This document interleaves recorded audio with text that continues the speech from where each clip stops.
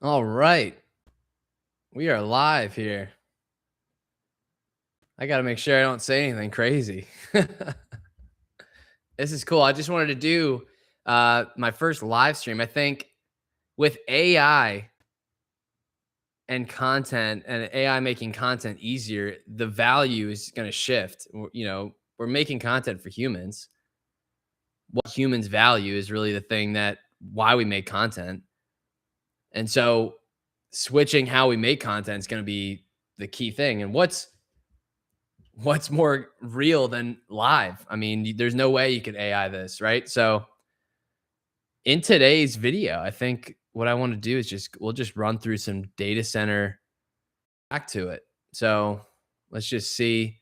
This is datacenterdynamics.com. This is their page for June 23rd, 2026. And let's just see here. Oracle cut workforce by 21,000 employees. Yeesh.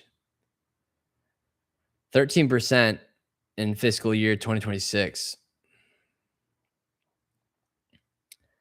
141,000 employees as of May 31st, 2026, down from 162,000 the previous year. I wonder what kind of jobs they did cut.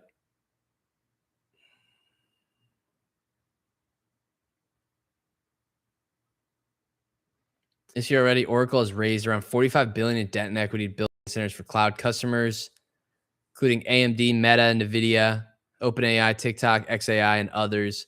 This followed significant fundraisers last year. The company is facing a lawsuit from bondholders to have claimed the company concealed how much debt it would need to sell. Wow. We look to raise $40 billion in debt.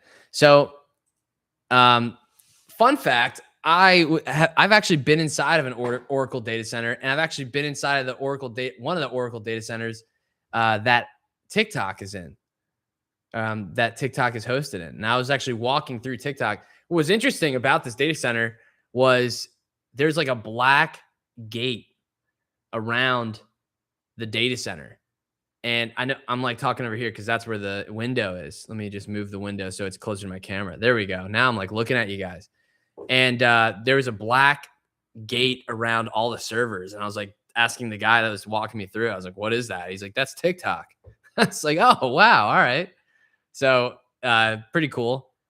But yeah, nothing really jumps out about this. I wonder like truly what kind of jobs is Oracle really laying off? And what like in these numbers, are they also adding in the jobs that they hired for? Because everything moves in static motion, right? So are they like also including the jobs that they're hiring for? Because if they're laying off, hear me out. If they're laying off 41,000 people, most likely they're hiring somebody to build out the function that's replacing them or has already done so. Because if you are like me and you're just playing around with AI, like it takes a full day to build a full AI workflow, start to finish, without all the bugs in it. And Oracle, an enterprise customer, if they're like, you cannot have a bug in your AI workflow at that kind of scale. So I imagine they like hidden within these numbers was the amount of new jobs that they did hire and that they created, which is an AI workflow builder for and then an AI maintenance team. I bet in those numbers they hid that. So that's just one. And let's find another article to go after. And guys, if you're coming onto this, welcome to the stream. My name's Ryan Ogren, and I've been in the data center industry for I think as long as I've stopped playing baseball. I don't even know how many years it's been now. All the years seem to blend together, but I put together plenty of deals in the data center development space, mostly on like the hyperscaler side. A lot of power infrastructure companies ask us for help to put these deals together. Really, my superpower is I'm a really good marketer. And when I say marketing, I'm more so a really good business development person, like with email and LinkedIn outreach. I haven't seen anybody that's been able to do it better than me. If you are really good at outreach and you want to go toe to toe, let's do it.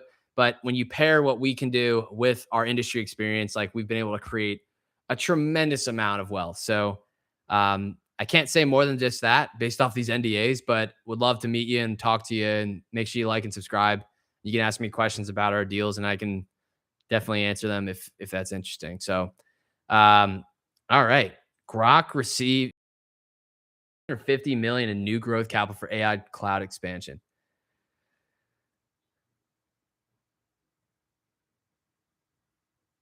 Grok was previously known for its AI chip business, but has since pivoted to focus on AI cloud offering NVIDIA licensed technology, later becoming the LPU chip. Currently, Grok operates 13 data centers across. Now, Grok with a Q is different than Grok with a K. I think that's an interesting thing, or is it not? In addition to the funding, Grok is adding some new names to its senior leadership team. Alan, formerly of XAI and Meta, joined. Grok is a known customer of Equinix data centers, having leased capacity at Helsinki, Finland.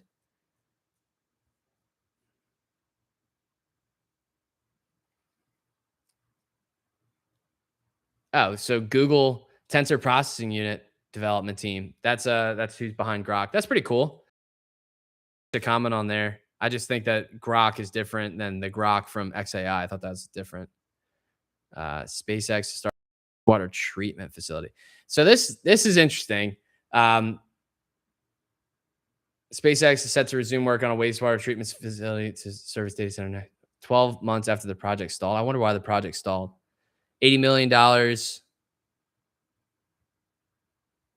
largest of its kind in the world, first announced. Once complete, it will apparently allow the company to recycle 49.2 million liters, 13 million gallons of wastewater a day, and has pledged to supply excess water to other businesses in Memphis, reducing strain on the Memphis Sand Aquifer, the primary supply for the city. Huh. I think you're going to see more of this. Yeah, critical infrastructure that it will both offset water usage from both Space XAI and Tennessee grid provider TVA. Yeah, you're definitely going to see more of these wastewater treatment facilities over the next coming years. That's probably one of the most interesting plays, I think. If you want to start putting together deals, if you start putting together wastewater treatment facilities in these towns, I think that's really the next bottleneck. I was telling people from, I don't know, 3 or 4 years ago that turbines and gas and midstream companies are about to explode, like in a good way. And lo and behold, here we are. Still can't get a GE TM2500 within 3 years, partly because Elon Musk bought them all. But I think that's also a side point. But I think you're going to see more wastewater treatment facilities. Now, if you think through like why these AI data centers, the design is it's water cooling. Like that's how they're water cooled facilities. And most of them are getting a tremendous amount of backlash from the community because of how much water they consume. And the numbers are all skewed because they look crazy on paper. But if you look at how much water we already waste in society today, it's nothing compared to what we're doing in like the agricultural industry or like just like operating humans in day-to-day life in a city. I mean, it's really not anything crazy. And then you have a closed loop system. So you're going to need more of these treatment facilities. Now, I think when you have this closed loop system type design and the misconceptions that are around it, I don't know if it's going to be, I don't know if the municipalities are going to be willing to take on that or what. But if you have more wastewater treatment facilities, I think that solves a big problem. Now, the issue with these facilities is they take power. These wastewater treatment facilities need power. So now, are we going to divert a little bit of power from the data center to a wastewater treatment facility and just a little bit of capital? That's the real question. And I think it's well worth it. I really do. I think it's well worth it to do this. I think you're going to see more of it. So that's another thought to another.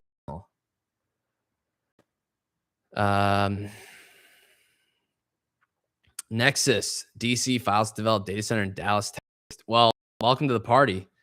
That Dallas corridor, man, playing in that area is tough if you're not from there. I found, specifically as like a developer or like even just someone doing deals in that area and trying to get into the data center market in Dallas. Man, oh man, oh man, that is that is. I think that's probably one of the like a tier one of a market as you could possibly get, because there's so many people that are operating and building these data centers in Dallas. Um, Dallas is a big one, but also like the Permian Basin, and a little bit more west. Those corridors are really hot. But I think Dallas is probably one of the most major markets out there besides Loudoun County, Virginia. Um, Reason being, it's like a primary market, it's a major city, and there's also a lot of land outside of it, and there was a lot of capacity at the very beginning of this. You look at all the data center development that's happened in Dallas and around Dallas, it's substantial. So I think your Nexus is welcome to the party. Um, Now, filing to develop its planned data center and building it is two different things. So good luck to these guys. Rooting for them. I think I met them. And they're a really nice people. So backed by Transition Equity Partners. I'm not sure who they are. It's a North American mid-market private equity firm specializing in energy transition infrastructure. Makes sense. Right on thesis. SpaceX restart work on wastewater treatment facility. We already talked about this. Incinerator near Chicago for potential data center development. Current owner of Robbins Resource Recovery Center. At least 5 interested parties approaching about acquiring property, all looking to use a 16-acre site. He's seeking around 20 to 30 million for this. Or it could be one owner and 3 tenants, or one owner and 1 tenant like a Microsoft. All right. Well, this guy, I don't know. I'd be curious to know how much power he has. A 16-acre site for data center development, and he wants 25 to 30 million for this property. I'd be looking, if I'm a hyperscaler or if I'm a data center tenant, I'd be looking at this and kind of like, what are the retrofit costs going to be for me to actually take the current infrastructure of this and build what I want? And if it's more than 10 million or even 15 million, I'm out. Cause like, I'm just looking at this Google Maps image on this screen. I don't know. It doesn't look that appealing to me from a data center's perspective. Now, here's the thing that you guys need to know about retrofitting other buildings for a data center. Data centers are like this really awkward thing where the racks are super heavy. So if you have a multi-story building, you can't really put the racks on any other floor besides the first floor.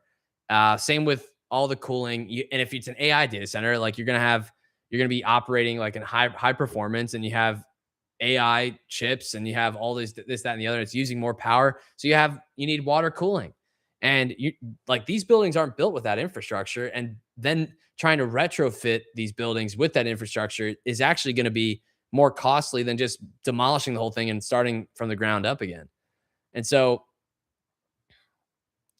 oftentimes, a retrofit AI data center doesn't make sense. Now, 16-acre site could be like an HPC or just some other kind of data center. Could even be like a crypto mine, and that would be a big one, Bitcoin mine. But I mean, I'd be surprised. I'd be surprised if somebody does his deal that he wants for 25, 30 million for it. I'd be surprised. I bet, they're showing interest. The data center developers are showing interest in it. Probably based off of the amount of power that he currently has at it. But like, how much power could a 16-acre site really have? Whatever this deal is, it's not a hyperscale deal.